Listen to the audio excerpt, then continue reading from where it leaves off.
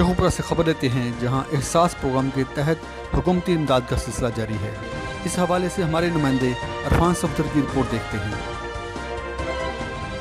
حکومت پاکستان کی جانب سے احساس پروگرام کے تحت غریب اور مستحق لوگوں کو مالی امداد دینے کا سلسلہ جاری ہے۔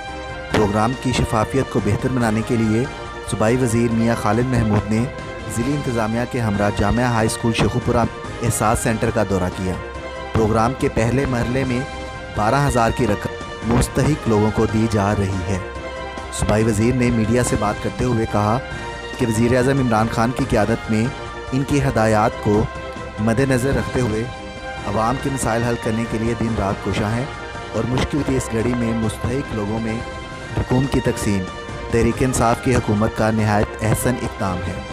کسی بھی قسم کی بد نظمی سے نمٹنے کے لیے پولیس اور رینجر کے دستے بھی یہاں پہ موجود ہیں۔